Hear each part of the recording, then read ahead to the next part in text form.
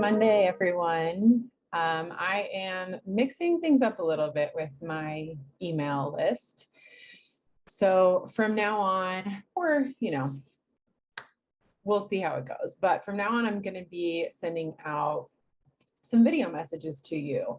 Rather than writing up a lot of words that I've been thinking, sending you blog posts, those sorts of things, I'm going to be taking all of that content that I'll still be creating over time and turning it into shorter podcast type updates and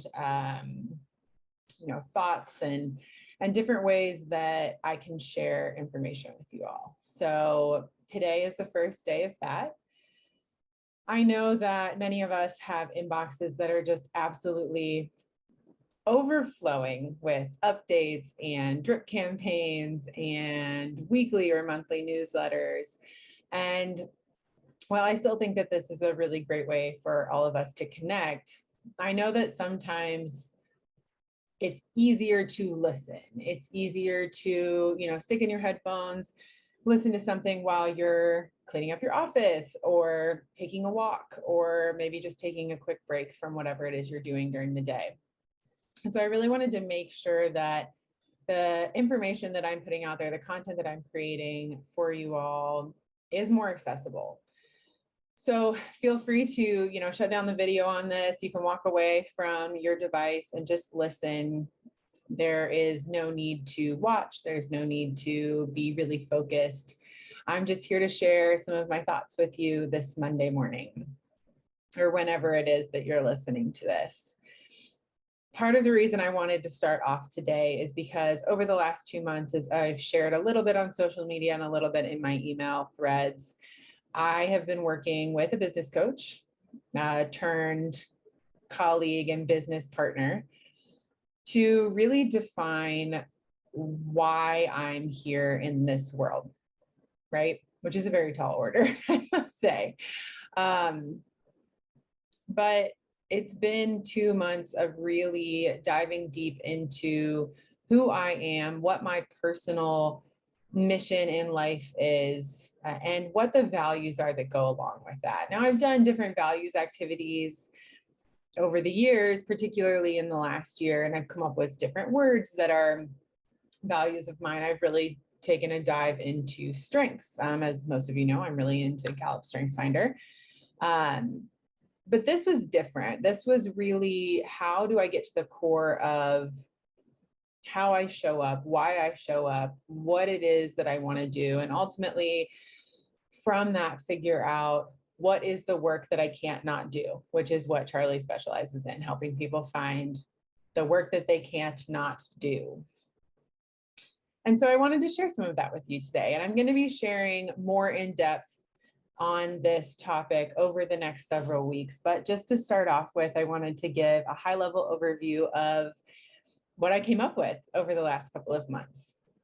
So the way that this works with Charlie is we typically work together toward, I don't want to say goal, but in the direction of figuring out kind of this purpose, right? And it's typically a little phrase that people come up with, and that's sort of what their purpose is in life and in work. And so the phrase that we came up with, that I came up with for, why I'm here, why I do what I do, and what really pertains to the work that I can't not do is, drum roll, imperfect people change the world. This is something that I believe so deeply to my core. And it's something that I want to talk a little bit about on its own in the coming weeks. But at its core, at the very base level, it's this idea that there's two sides to this. You do not have to be perfect in order to bring about change, whether that's in your personal life, in your relationships, in your home, your work, your city, your world. Perfection is not a prerequisite for creating a difference, creating lasting change, making a difference, whatever it is that you want to, however you want to define that. The other side of that is that imperfect people change the world, sometimes for good and sometimes not. We are all imperfect. The results of our work will probably also be imperfect. It's important that we all recognize this and can really embody this, because at the end of the day, someone may do something extremely valiant or may make a significant impact on the world or make a big change. And I'm talking like major scale, you know, names that we learn about in history, that sort of thing. But those people were also people, which means that they also made mistakes. They maybe weren't the perfect partner to whomever they were with. They maybe weren't always nice, right? It's important for us to start to understand this concept of imperfect people changing the world, because no one is ever going to meet every standard that we lay out for them. And that doesn't mean that the offering that they gave to us, that the impact that they made is unimportant. It doesn't mean that you have to love every single thing about every single person who makes a change in the world. That's what constructive criticism is. That's what, you know, being critical of people in the positive sense, which is, I maybe don't agree with everything that you say or everything that you do, but I can agree that this impact that you had was important, and that this thing that you did or created or taught was important, is important. And so that is really the premise of all of the work that I'll be doing from here on out. It's really at the core of my coaching work, is helping people to identify, you know, the vision that they have for their lives, knowing that they as imperfect people will probably weave and bob on their way toward that vision. And so underneath this umbrella of imperfect people change the world, which again, I'll be discussing in more in depth in future messages like this that I send to you all, there are also these core values that I've pulled out as they relate to my life, to my work, to the way that I interact with people, to the way that I show up. All of these things kind of create this structure for how I pursue this belief of imperfect people changing the world. And so I wanted to share those with you all. Again, I will dive deeper into them in future episodes, future conversations that I have with you all. But the first one is around understanding one's self. I believe that it's important to understand the self. This is important for you as becoming a whole person. It's important in leadership and being able to recognize your strengths, your challenges, where you excel, where you don't.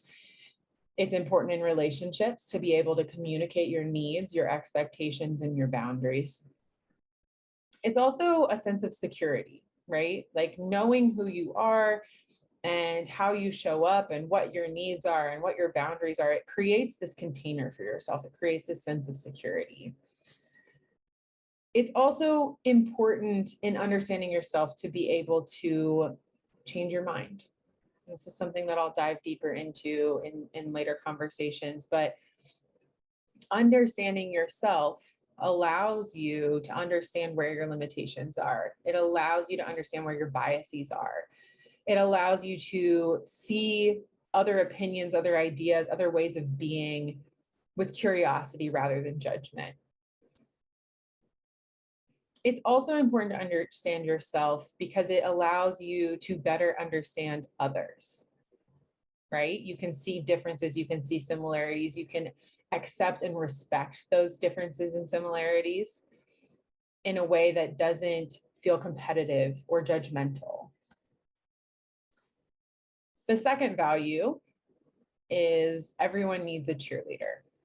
So I pride myself in being people's cheerleader.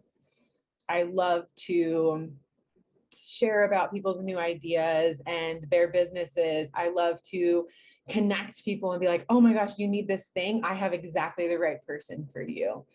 I love sharing about missions that I believe in and getting people bought into bigger ideas. And I really just believe that everyone needs that person in their life.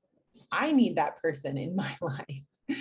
And while I love to be that person for other people, I've also had to do a lot of work around recognizing that I too need a cheerleader or multiple cheerleaders. Because it's not just about ego and vanity and that sort of thing. It's truly about support. It's about people seeing you in a way that you can't always see yourself. It's about amplification, right? Because good ideas need to be amplified. It's about, what can I carry for you? How can I support you? What forms of generosity are going to actually be beneficial to you rather than just spewing random supports willy-nilly. I truly, truly believe that everyone needs a cheerleader. And part of the flip side of that is being able to accept that cheerleading and that support when it is presented to you. The third value that I have is around this idea of being the whole human. And this shows up in work, in life, in relationships. It's about understanding the light side and the dark side of every person. It's about kinship. It's about cultivating vitality within ourselves and within other people, and understanding that work does not always do that for us. And what are the things that we need to supplement into the rest of our time, to the rest of our lives, in order to create this whole human experience. It's in work about understanding people's strengths, understanding your own strengths, understanding what you don't possess strengths in. Being a leader, being a whole human showing up to work means that you can't do everything. You know that you are not good at everything. And that's okay. It is what it is. You learn to find the people that support you in becoming a whole human and in expressing yourself as your whole self. The fourth value, for me is very close to my heart, and one that I have been working on and dealing with for a long time. And that is witness the work, know the worth. This one shows up more in a work environment, I would say, than it does in life, but it is still a value that I use in my relationships, particularly when I have expressed a concern or a need, and it gives me the ability to recognize when someone is trying, when someone is working toward being more of what I need, even if it's not perfect, right? Because imperfect people change the world. Even if it's not perfect, even if it's not exactly what I needed or what I wanted, it gives me that discernment to say, okay, but this person really has given an effort. I know what that effort is worth. I can see how much it is changing them, changing me, changing our relationship and dynamic, even if it wasn't exactly what I was going for. This more so shows up in work and leadership and management, and something that I am extremely passionate about, which is, you lay out expectations for people, you set goals, you have structures, you have systems, all of that kind of stuff. Not everyone is going to operate perfectly in that environment. And even if they do operate perfectly in that environment, there's still going to be struggle involved.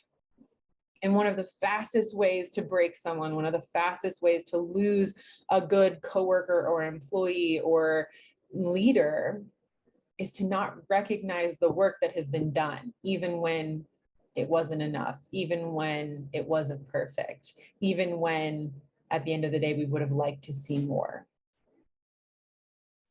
It's important for us to do this because it provides recognition and validation for work that's been done. It provides this, I see you, I see how you're doing, I see what you're doing, I see you, and I know that you're showing up, even if it's imperfect. It's about recognizing that a human being is more than their goal. They are more than this number we've set out on the piece of paper. They're more than this accomplishment that we are hoping that they will achieve. They are more than that. It's not just about the end result. I can't wait to dive into work that revolves around this particular value, along with the whole human and the cheerleader. I can't wait to work with leaders to really learn how to embrace these beliefs and this way of leading, of being, of working. My final value is one that it just kind of gives me the warm fuzzies. It is such an explanation of who I am as a person and what I want to see in the world. And that is be in awe of everything. Sam always teases me because I have 1,000 pictures of sunrises and sunsets on my phone or in my cloud. And that's because every single one is glorious. Every single one is beautiful to me. And I can't not look at something like that and be in awe. I can't not look at Sam, at Gilbert, at our home, at my life, and not be in awe. Partially, it's just because it's who I am, but partially it's my gratitude practice.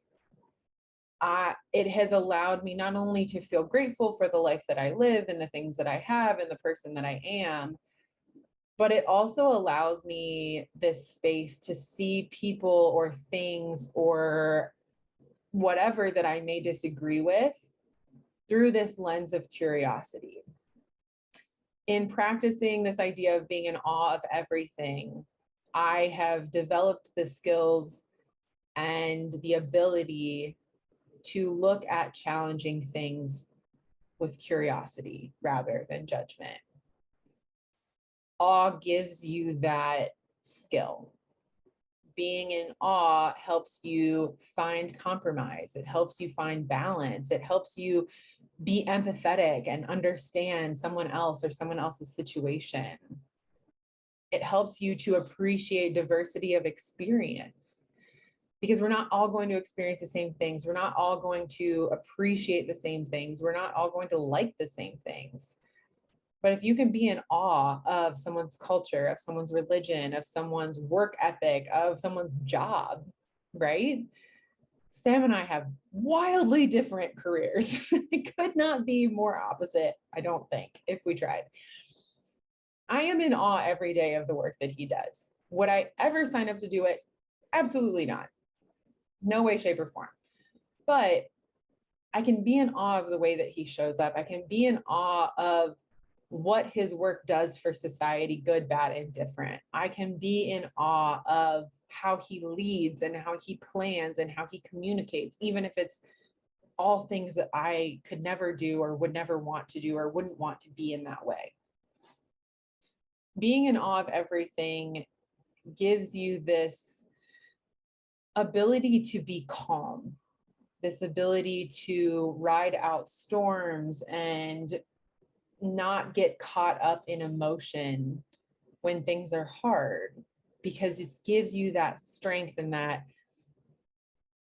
practice of seeing things from all sides, appreciating the root cause of something that might be happening. And to me, that is the basis of how I live and how I operate and how I connect with others.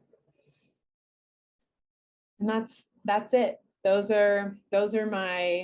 my overarching idea about life, that imperfect people change the world, my values of understanding self, everyone needs a cheerleader, the importance of whole human recognition and being, witnessing the work, knowing its worth, and ultimately living and being in awe of everything. And all of this for me leads into my work of helping people, organizations, leaders create and live a life that they want to live, be in an environment that they want to be in, work in a workspace that works for them. So that is all for this week. I just wanted to share where I'm at and what I'm doing. And with all of this comes some changes in my offerings for coaching. I'm now going to be focusing more on deep dive coaching work where we spend a full day together or 2 half days rather than just the 1 hour sessions over a long period of time. Those are still available. But for me, I find that most of my clients have been getting a lot of their value out of our first couple of sessions together. And often in those first couple of sessions, we could have used a couple more hours. And so I'm really excited to kind of shift the way that I'm spending time with people, the way that I'm helping individuals, identify their vision and start to work towards the lives that they want to live, the work that they want to do. I genuinely can't wait to start doing that with people. And if any of you are interested in that, as always, you know where to find me. There's a lot of technical updates happening with websites and all of that sort of stuff.